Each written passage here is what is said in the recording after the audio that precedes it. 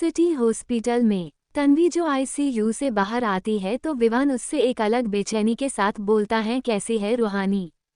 तन्वी जिसने अभी eye glasses पहना था वो उसे अपने आंखों से हटाते हुए बोलती है, विवान रूहानी बिल्कुल भी ठीक नहीं है, वो अब खतरे से बाहर है। लेकिन जैसे ही विवान सुनता है कि रूहानी खतरे से बाहर है उसके दिल में एक सुकून सा मिलता है। वही तन्वी जो अपनी बात को आधे में ही छोड़कर रोने लगती है। विवान उसके सर पर अपना हाथ रखते हुए बेचैनी में बोलता है, लेकिन क्या क्या हुआ है रूहानी को बताओ मुझे। तन्वी अपने आंसुओं को पोंछते हुए बोलती है, विवान रूहानी जो डिप्रेशन की वजह से कोमे में चली गई है वो न ही हिल सकती है और न कुछ बोल सकती है, वो बस एक जिंदा लाश बनकर रह गई है। उसका चेहरा जो सर्जरी की वजह से सिर्फ अभी एक सफ़ेद पट्टी से बंधा है। विवान हम रूहानी को ऐसी हालत में नहीं देख सकते हैं, नहीं देख सकते हैं। जैसे ही विवान ये सुनता है उसके तो पैर वही थम से जाते हैं और उसकी नीली आंखें जो दर्द के मारे लाल हो जाता है और विवान के सीने में एक अलग सा दर्द उठ रहा था जिसे वो बर्दाश्त नहीं कर पा रहा था।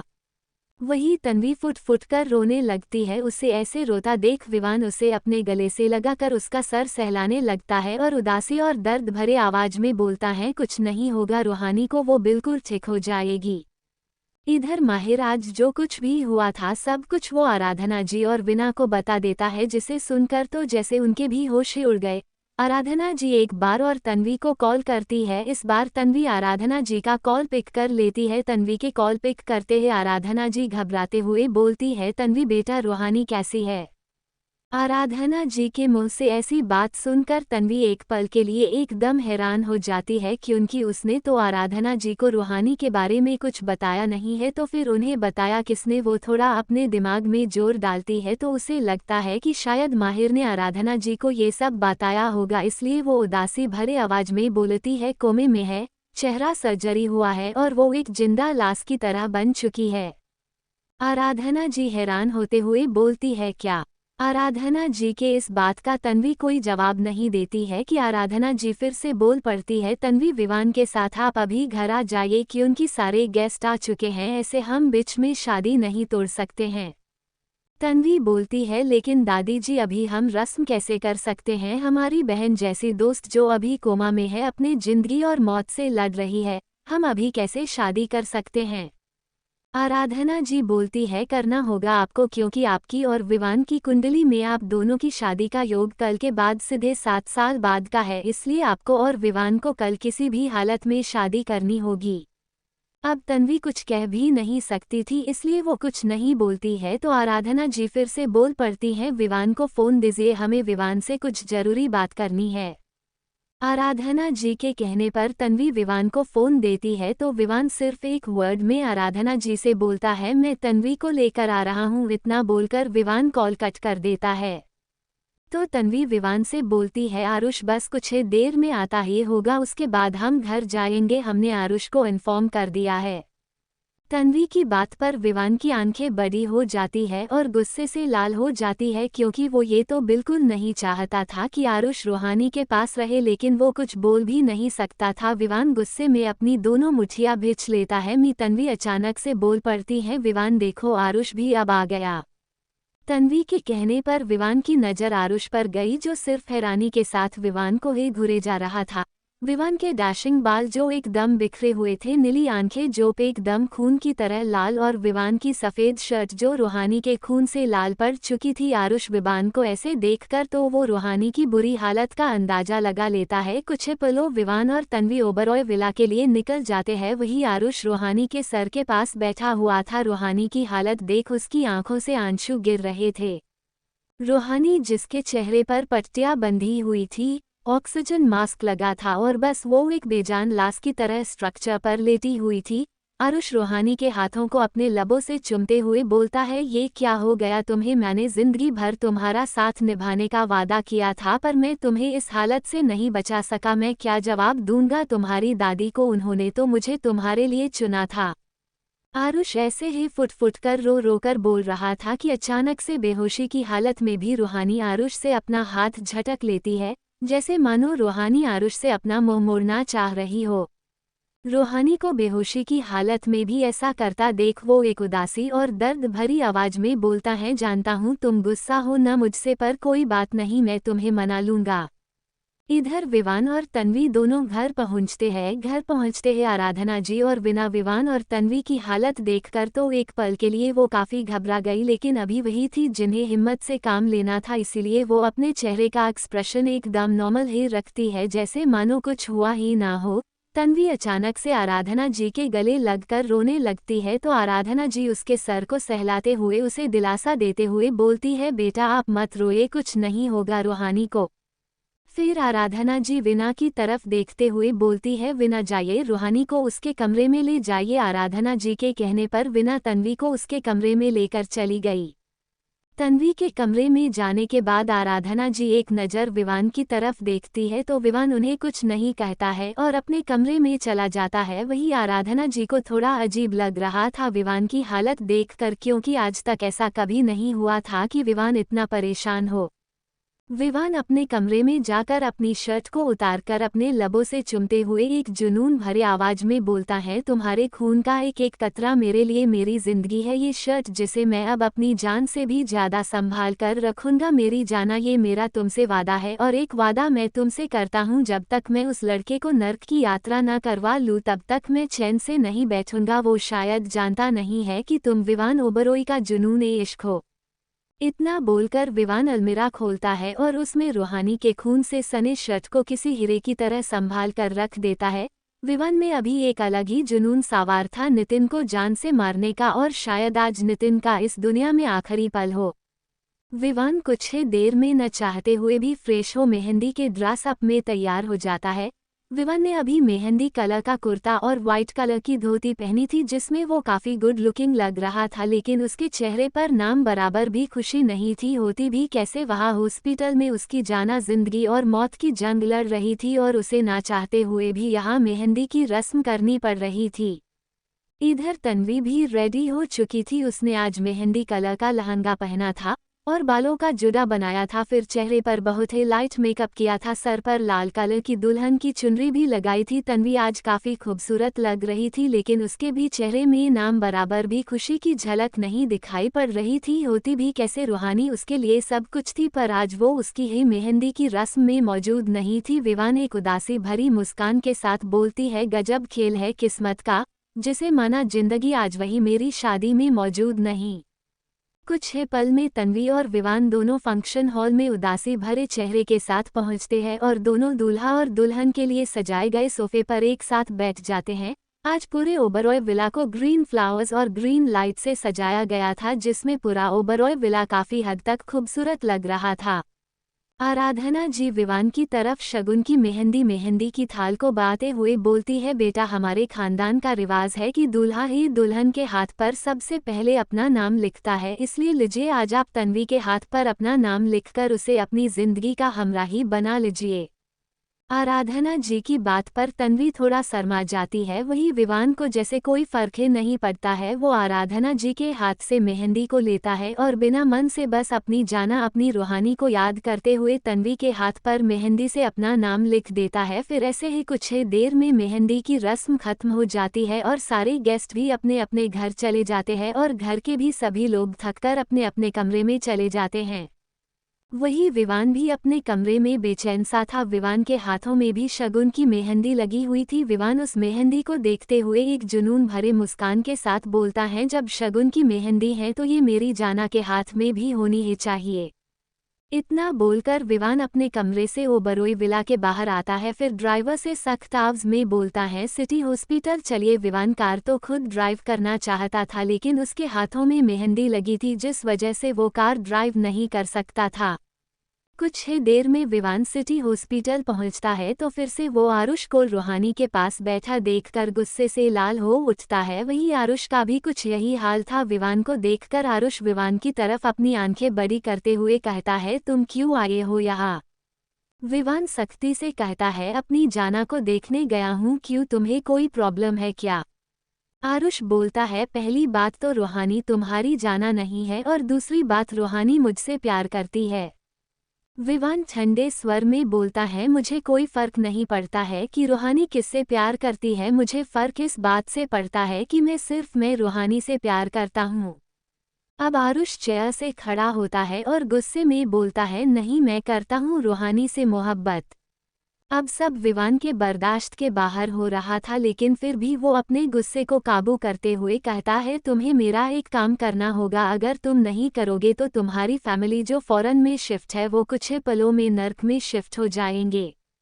आरुष गुस्से से लाल होते हुए बोलता है, बकवास मत करो और जाओ यहाँ से। विवान एक शैतानी मुस्कान के साथ बोलता है, लगता है तुमने माफिया किंग विवान ओबरोई के बारे में नहीं सुना है। विवान ओबरोई किसी को भी नर्क या स्वर्ग की यात्रा कराने से पहले एक बार भी नहीं सोचता है।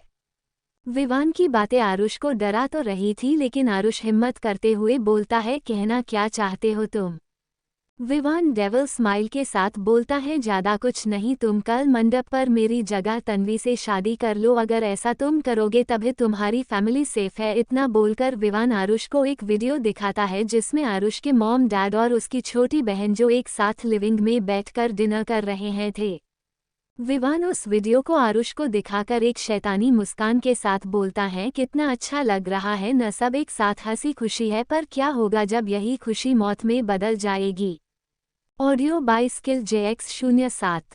आरुष विवान के इस बात से एकदम हैरान था। वो आरुष तो बस यही सोचे जा रहा था कि विवान आखिर ऐसा कैसे कर सकता है, वो कैसे किसी की मोहब्बत को उससे दूर कर सकता है। यही सब सोचते हुए आरुष एक हारी हुई हंसी के साथ बोलता है, क्या मिलेगा तुम्हें रूहानी को मुझसे दूर करके? क्या हासिल कर लोगे तुम? कुछ भी नहीं। और क्या जवाब दोगे तुम रूहानी को जब रूहानी ठीक हो जाएगी? विवान हंसते हुए बोलता है, तुम उसकी फिक्र मत करो, मैं क्या हासिल करूंगा या नहीं और मैं क्या जवाब रूहानी को दूंगा, बस तुम अपने परिवार का ख्याल करो। आरुष तपाक से बोला, वरना क्या कर लोगे? विवान भी तपाक से बोला, सोच लो, तुम्हें तुम्हारा हंसता खेलता परिवार चाहिए या तुम्हें रूहानी चाहिए?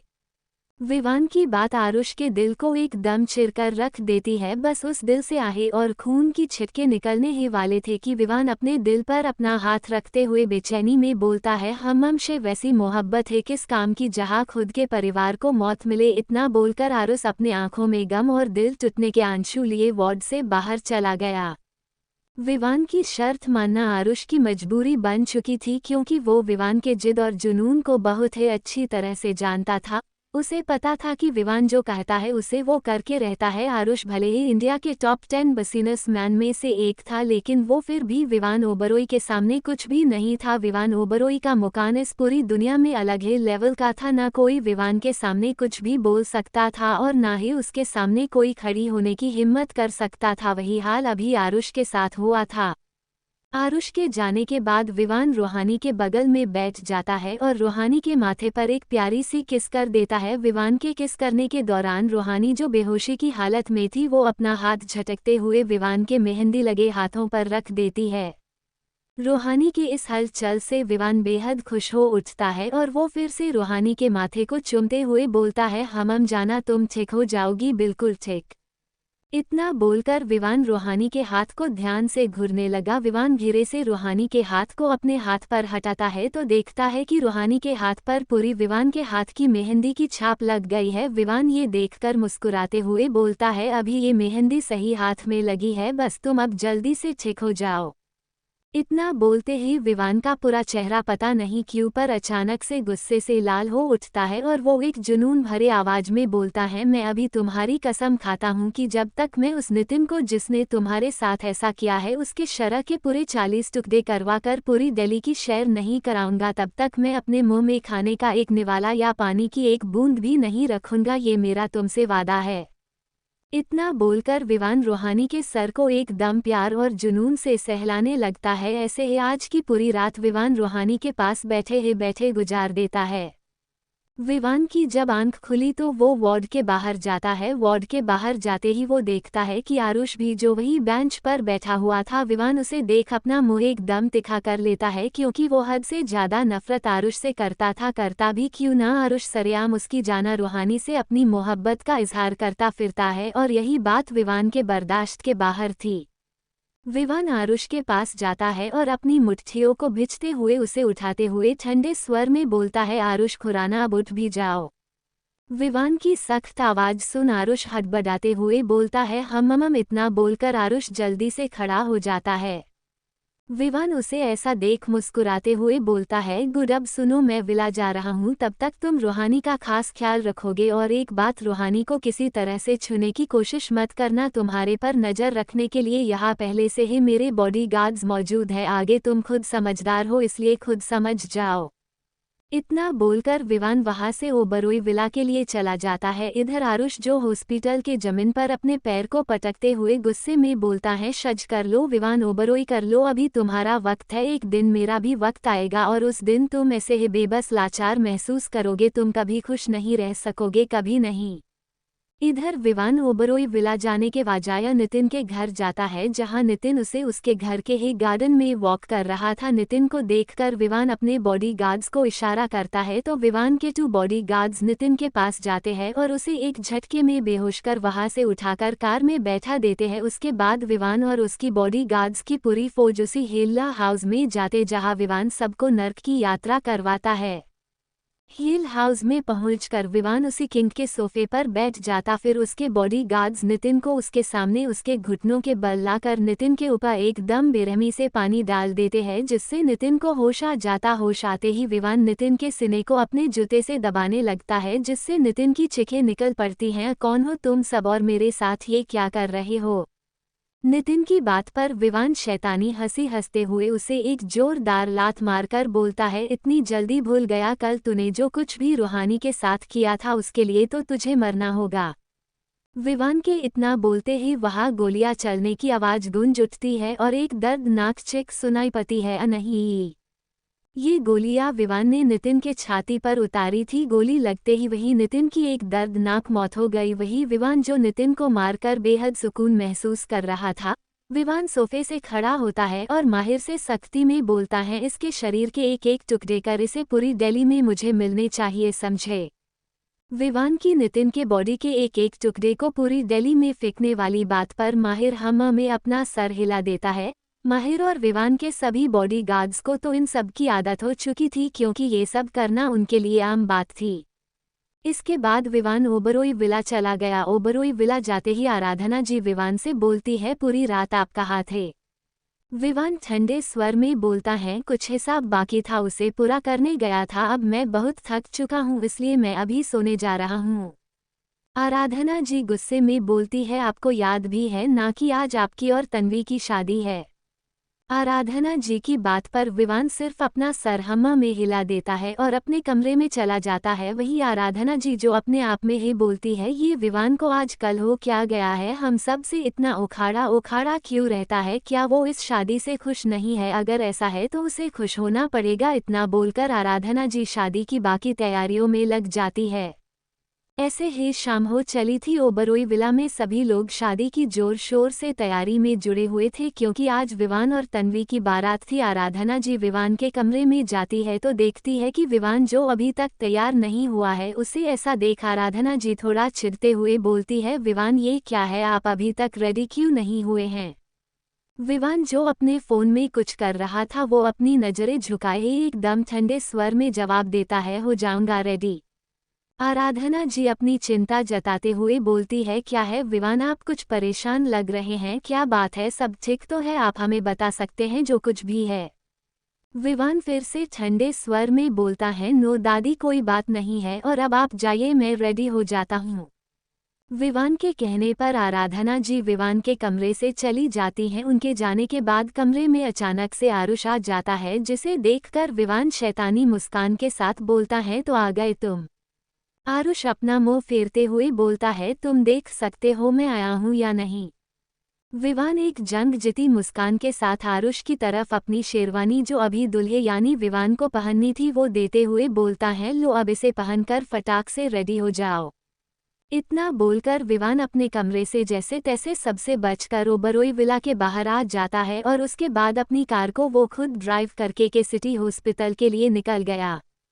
विवान हॉस्पिटल अपनी जाना के पास आ गया। वही आरुष जो विवान की जगह तन्वी से शादी करने के लिए दूल्हा बन रहा था। आरुष के मन में एक अलग सी बेचैनी थी, लेकिन वो हिम्मत न हारते हुए दूल्हे का जोड़ा पहनकर तैयार हो गया कि तभी विवान के कमरे में अचानक से बिना दूर नॉक किए अचानक से विना अंदर आ गई, जिसे देखकर आरुष एकदम हड़बड़ा गया और वो जल्दी से अपने चेहरे पर सेहरा लगाने लगा विना की तरफ अपना पिट करके। विना तो आरुष को विवान ही समझ रही थी, इसलिए वो विवान समझते हुए आरुष से मजाक करते हुए बोलती है, क्या भाई आप तो तन्वी से भी ज्यादा शर्मा रहे हैं, हमने तो पहली बार किसी माफिया किंग का इतना शर्माता देखा है, क्या बात है। आरुष विना की बात का कोई जवाब नहीं देता, क्योंकि अगर वो कुछ बोलता तो विना को पता चल जाता कि वो विवान नहीं बल्कि आरुष है। लेकिन वही विना को थोड़ा अजीब लगता है, लेकिन वो इस बात को माइंड ना करते हुए फिर से बोलती है, भाई वो हम देखने आए थे कि आप रेडी हुए हो या नहीं, अब हम जा रहे हैं, वैसे आज आप और भी ज्यादा हैंडसम लग रहे हैं। इतना बोलकर विना वहां से चली जाती हैं। सच में विवान बना आरुष आज दूल्हे के जोड़े में काफी स्मार्ट, हैंडसम और गुड लुकिंग के साथ साथ अट्रैक्टिव भी लग रहा था।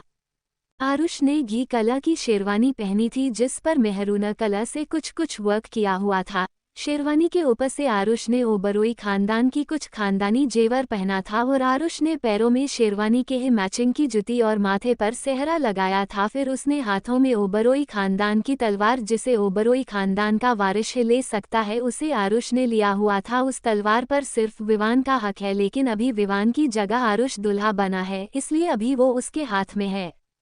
विना के जाते ही आरुष एक सुकून की सांस लेता है और बेड पर बैठकर उदासी और गुस्से के साथ बोलता है, तुम पछताओगे विवान ओबरोई, बहुत बुरा पछताओगे। इधर विवान जो रूहानी के बगल में बैठा अपने हाथ में फोन को लिए बस फोन पे ही नजर गड़ाए था। विवान के एक हाथ में सिंदूर की डिब्बी थी और मंगलसूत्र को लिए था। विवान एक नजर रूहानी को देखता है, फिर फोन को देखता है और जुनून इश्क में पागलपन के साथ बोलता है, आज तुम मेरी हो जाओगी, सिर्फ मेरी, देखो मैं तुम्हारे लिए ये मंगलसूत्र और सिंदूर लाया हूँ। वैसे तो मैं इन रीति रिवाजों को नहीं मानता हूँ, पर तुम तो मानती हो और मैं नहीं चाहता कि तुम किसी भी तरह मुझसे नाराज हो, इसलिए आज इसी वक्त मैं तुमसे शादी करूंगा। इधर ओबरोई विला में मुहूर्त के अनुसार अब दूल्हा और दुल्हन दोनों मंडप पर पहुंच चुके थे। तन्वी जो विवान से शादी होने खुशी में मन ही मन काफी खुश हुए जा रही थी, वही आरुष जिसके दिल में रह रहकर दर्द उठ रहा था। पंडित जी बोलते हैं, दूल्हा और दुल्हन का गठबंधन कीजिए। पंडित जी के इतना कहते हैं आराधना जी विवान समझ रहे आरुष और तन्वी का गठबंधन कर देती है। ऐसे ही उसके बाद शादी की बाकी रस्में भी शुरू हो जाती है। इधर विवान अपने हाथ में लिए सिंदूर को अपनी चुटकी में भरता है और कोमा में बेहोश पड़ी रूहानी के मांग में भर देता है और फिर रूहानी के गले में अपने नाम का मंगलसूत्र भी पहना देता है। विवान जैसे ही ऐसा करता है, अचानक से बेहोश पड़ी रूहानी के बड़े बड़े खुले आंख जो कोमा में जाने की वजह से बंद होने का नाम ही नहीं ले रही थी, उसमें से आंसू गिरने लगे और देखते ही देखते रूहानी की भूरी भूरी आंखें लाल हो गई।